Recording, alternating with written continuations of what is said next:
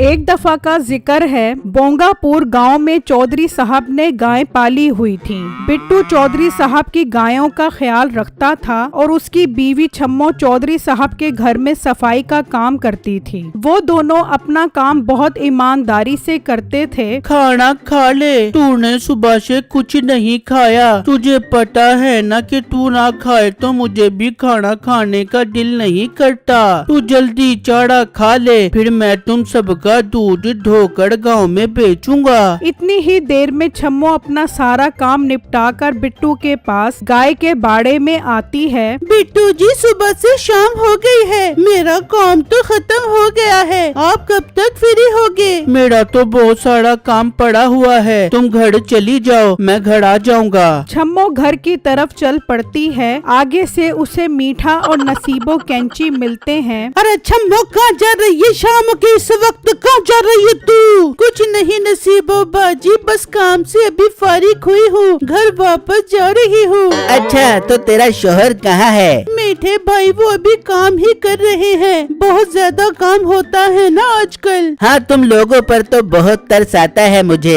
एक मैं हूँ जो सारा दिन सुकून से दुकान पर बैठता हूँ और अच्छा पैसा कमा लेता हूँ, और मेरी बेगम तो सारा दिन घर पर आराम करती है। जी, लेकिन कोई बात नहीं, हम मेहनत करते हैं और खुशहाल जिंदगी गुजारते हैं। चलो सही है, हम चलते हैं। असल में हम बाजार जा रहे हैं, नसीबों ने कुछ कपड़े खरीदने थे तो हम वो कपड़े लेने जा रहे हैं। छम्मा, तुम लोग तो नहीं लेते होगे कपड़े, तुम तो बहुत गरीब हो। नहीं नहीं, मुझे बिट्टू जी कपड़े लेकर देते हैं। उसके बाद मीठा और नसीबो कैंची बाजार की तरफ चल पड़ते हैं। मीठा और नसीबो बाजार पहुंच जाते हैं। अरे मीठे, अब लेकर दे मुझे कोई 4-5 सूट। छम्मो के सामने तो बड़ी बड़ी बातें कर रहा था। हाँ, तो लेकर दे रहा हूँ सूट। तू लेकर दे रहा क्या? तेरे पास तो फूटी कौड़ी नहीं है। मैंने ही थोड़ी बहुत पैसे जमा किए हुए ताकि सूट ले सकूं। हाँ, तो बहस मत कर, जल्दी कर, सूट खरीद। याद आया, मेरी माँ की तो सालगिरह आ रही है, मुझे तो एक सूट अपनी माँ के लिए भी खरीदना है। तेरी माँ तो बहुत पुरानी है, तुझे कैसे पता कब आती है उसकी सालगिरह? तू क्या साल गिनती है? ज्यादा बोलना, मेरी माँ तो तुझसे 4-5 साल ही बड़ी होगी। है? मैं? ज्यादा हैरान मत हो, मुझे पता है तू पढ़ा लिखा नहीं है, इसलिए तुझे समझ नहीं आएगी। तुझे पता है मेरे पास पैसे नहीं है। ये मेरा मसला नहीं है, मुझे तो अपनी माँ के लिए सूट लेना ही लेना है। एक काम कर, मुझे बेच दे और सूट खरीद ले। तेरे लिए तो कोई 10 रुपए न दे बे, सूट तो दूर की बात है। मैं जा रहा हूँ, तेरा जब हो जाए तू आ जाई। मीठा नसीबो कैंची को बाजार में ही छोड़कर घर चला जाता है। ये सब कम्मू देख रहा होता है और वो वहाँ पर आ जाता है। नसीबो बाजी, क्या हुआ? ये मीठा क्यों इतने गुस्से में घर चला गया? नसीबो कम्मू को सारी बात बताती है और कम्मू से पैसे उधार लेकर 2 सूट खरीदकर घर चली जाती है। दूसरी तरफ बिट्टू भी अपने काम से फारिग होकर घर चला जाता है। बिट्टू जाकर देखता है कि छम्मो बहुत उदास घर के एक कोने में बैठी होती है। क्या हुआ बेगम, तुम इतनी परेशान क्यों लग रही हो? बिट्टू जी, क्या बताऊं, हम सारा दिन मेहनत करते हैं, फिर भी हमें कोई सिला नहीं मिलता। इतने कम पैसे होते हैं कि हमारा गुजारा भी नहीं हो पाता। बेगम, पहले तो तुम ऐसी बातें नहीं करती थी, बल्कि हमेशा मुझे हौसला देती थी। अब क्या हो गया है तुम्हें बेगम? छम्मो बिट्टू को सारा वाकया बताती है कि कैसे मीठे और नसीबो कैंची ने उसे बातें सुनाई थी। तो बेगम, इसमें परेशान होने वाली कौन सी बात है? तुम हौसला रखो, अल्लाह हमारी मदद करेगा। अगले दिन बिट्टू और छम्मो अपने काम पर जाते हैं। बिट्टू गाय को चारा खिला रहा होता है कि उसके पास एक आदमी आता है। कैसे हो बेटा? ठीक हूँ अंकल, मैंने पहचाना नहीं आपको। असल में मैं एक हकीम हूँ, मैं सब दरबार से आया हूँ। मेरे पास एक जादुई दवा है जो मैंने सिर्फ ईमानदार लोगों को देने का फैसला किया था। मैंने 2 दिन से गौर फिक्र किया और गांव वालों से पूछा तो मैं इस फैसले पे पहुंचा हूँ कि तुम इस गांव के सब सबसे ईमानदार शख्स हो, इसलिए मैं ये दवा तुम्हें देना चाहता हूँ। बिट्टू बहुत खुश हो जाता है। वो आदमी उसको दवा दे देता है। अंकल जान, ये दवा किस चीज के लिए है? ये दवा लेने के बाद तुम जानवरों की बोली समझ सकते हो। बस ये दवा लेने से पहले तुम उस जानवर का नाम ले लेना जिसकी तुम बोली समझना चाहते हो। ये कहकर वो वहाँ से चला जाता है और बिट्टू सोचने लगता है, मुझे ये दवा लेनी चाहिए कि नहीं? हो सकता है ये कोई धोखा हो और हो सकता है कि मैं ये दवा लेने के बाद बेहोश हो जाऊं। मुझे अपने दोस्त से मशवरा करना चाहिए। फिर काम से फारिग होकर बिट्टू दोस्त से मशवरा करता है। दोस्त उसे कहता है कि उसे ये दवा जरूर लेनी चाहिए। बिट्टू शाम को घर जाता है और सोने से पहले वो दवा खा लेता है। मैंने दवा तो खा ली है, अब मैं नाम ले लेता हूँ। मुझे गायों की बोली जाननी है। अगला दिन होता है और वो काम पर जा रहा होता है तो उसे आवाज आती है, एक तो हमारा मालिक दिल करता है सिंगों से उड़ाकर दूसरे गांव में फेंक दूं। ले बहन, मैंने तो एक दिन अपने मालिक की ठीक दुर्गत बनाई थी, अगले दिन ठीक हो गया था। मेरा मशवरा मान, एक दिन इसकी तू भी दुर्गत बना ताकि ठीक हो जाए। वैसे ठीक कह रही है तू। बिट्टू ढूंढने लगता है कि ये आवाज कहाँ से आ रही है। वो आवाज का पीछा करता है तो देखता है कि दो गायें आपस में बातें कर रही होती हैं। वो बहुत खुश होता है कि उसे अब गाय की बोली समझ आना शुरू हो गई है। वो जल्दी चौधरी साहब की गाय के बाड़े पर जाता है। अरे आ गया अपना मालिक, इतना अच्छा है ना। सच बात है, आजकल के जमाने में कहाँ मिलते हैं अच्छे मालिक। मेरे पेट में 4 दिन से दर्द है, कुछ खाया पिया नहीं जा रहा। काश बिट्टू को बता ताकि मेरा भी इलाज हो सकता। लगता है मैं दर्द के मारे मर जाऊंगी। बिट्टू जल्दी से उसे पेट दर्द की दवा खिला देता है। ये लो, जब तक मैं हूँ आप सब गायों को परेशान होने की जरूरत नहीं है। चौधरी साहब अपनी गाय को इतना खुश देखकर बिट्टू से माजरा पूछते हैं तो वो उन्हें पूरा वाकया सुना देता है। ये सारी बात कम्मू सुन रहा होता है। कम्मू ये खबर पूरे गांव में फैला देता है कि बिट्टू गाय से बातें कर सकता है। पूरा गांव बारी बारी बिट्टू को अपने घर ले जाने लगता है और अपनी गाय का इलाज पूछने लगता है। बिट्टू उसकी फीस रख देता है और देखते ही देखते बिट्टू अमीर हो जाता है। एक दिन मीठा और नसीबो बैठे होते हैं। ऐसा कैसे हो सकता है कि बिट्टू जानवरों से बातें करने लग पड़े? जरूर इसके पीछे कोई राज है। तू कम्मू से क्यों नहीं पूछ लेता?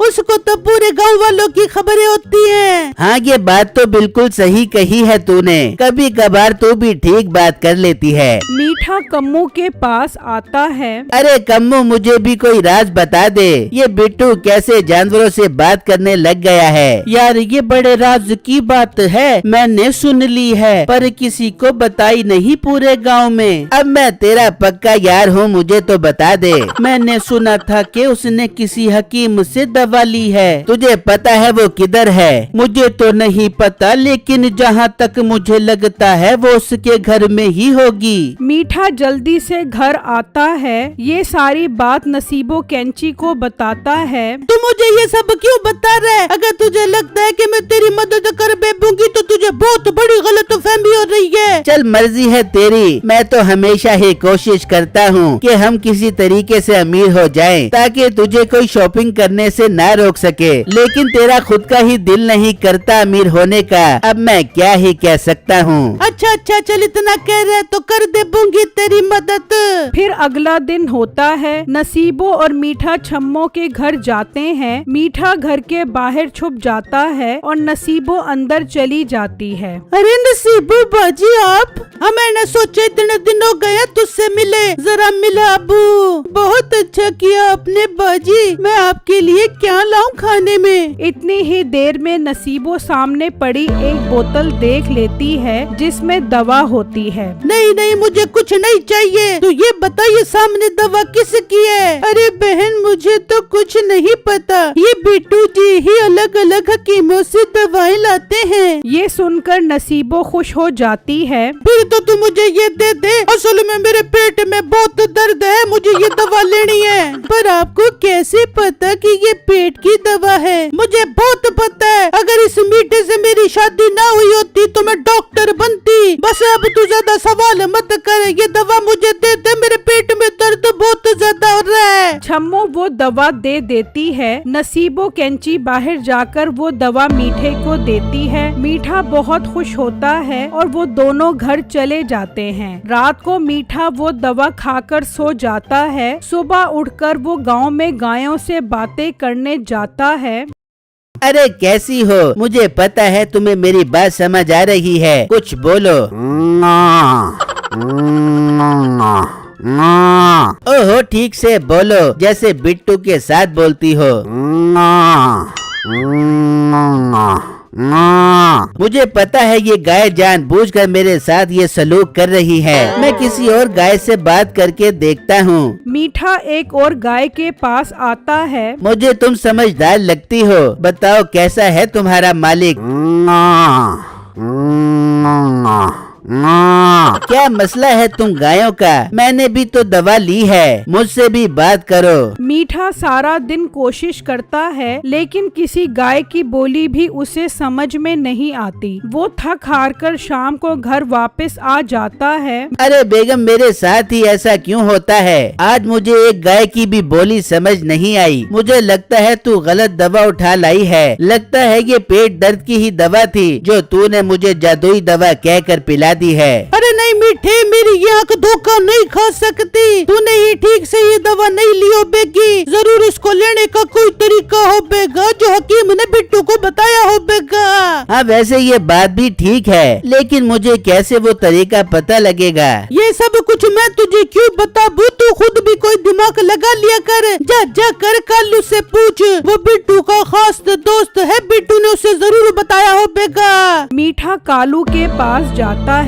यार, मुझे बिट्टू ने भेजा है, वो बहुत मसरूफ है। वो कह रहा है कि उसे भूल गया है कि दवा लेने का तरीका क्या था। तू जल्दी बता दे, उसने दवा लेनी है अभी। कालू को पहले शक होता है लेकिन फिर वो सोचता है हो सकता है इसे बिट्टू ने ही भेजा हो। आजकल वो मसरूफ तो कितना होता है। क्या सोच रहे हो कालू भाई? हाँ, तो बिट्टू को बता देना कि उसने मुझे बताया था कि दवा लेने से पहले उस जानवर का नाम बोलना है जिसकी वो जबान समझना चाहता है। ठीक है, मैं ये बात बिट्टू को जाकर बता देता हूँ। मीठा बहुत खुशी खुशी घर पहुँचता है और सारा दिन सोचता रहता है कि वो किस जानवर का नाम ले। कबूतर कैसा रहेगा? नहीं नहीं, बकरा ठीक रहेगा। नहीं, मेरे ख्याल में मुर्गा ठीक रहेगा। नहीं भाई, मेरा हतमी फैसला तो गाय का ही है, क्योंकि मैंने इनका इलाज करके बिट्टू से भी ज्यादा अच्छा पैसा कमाना है। मीठा रात को सोने से पहले गाय का नाम लेकर वो पूरी दवा लेकर सो जाता है। सुबह उठते साथ ही वो घर से बाहर चला जाता है। आज तो मैंने ठीक तरीके से दवा ली है। आज तो सारी गायों को मेरी बोली समझ आएगी और मुझे उनकी समझ आएगी। कैसी हो मेरी प्यारी गाय?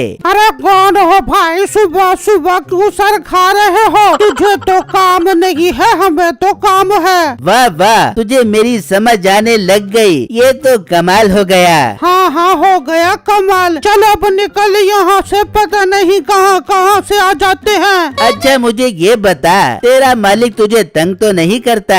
जैसा भी है, मेरा मालिक तुझसे तो अच्छा ही है। अब तू जाता है या तुझे टांग मार के तेरा भेजा निकालूं? नहीं नहीं, मैं जा रहा हूँ, लेकिन मेरी एक बात सुन लो। अगर तुम लोगों को आजादी चाहिए तो मैं तुम लोगों की रस्सी खोल देता हूँ, लेकिन एक शर्त पर। लेकिन तुम लोग सब शाम में 6 बजे गांव के चौक पर इकट्ठे हो जाओ। क्यों, कोई आजादी का जलसा रखवाया है वहाँ पर? वो तेरा मसला नहीं है। तू बता, तूने आजाद होना है कि नहीं? हाँ, हाँ भाई, होना है आजाद, कौन नहीं चाहता। खोलो मुझे, मैं पहुंच जाऊंगी वहाँ पर अपने साथियों को लेकर। मीठा उस गाय को खोल देता है और सोचता है, अरे वाह, मैंने तो कमाल का आइडिया सोच लिया। मैं आहिस्ता आहिस्ता अमीर क्यों हूँ, मैं तो एक ही दिन में अमीर होऊंगा। शाम को इन सारी गायों को चौक पर इकट्ठा करके चोरी करके ले जाऊंगा। मीठा बारी बारी गांव की सारी गायों के पास जाता है और ये बात करता है। मीठा सारी गायों की रस्सी खोल देता है और चौक पर इंतजार करने लग जाता है। मीठा वहाँ बैठा होता है कि देखता है बहुत सारी गायें उसकी तरफ आ रही होती हैं। अरे वाह, मेरा तूफानी आइडिया तो काम कर गया।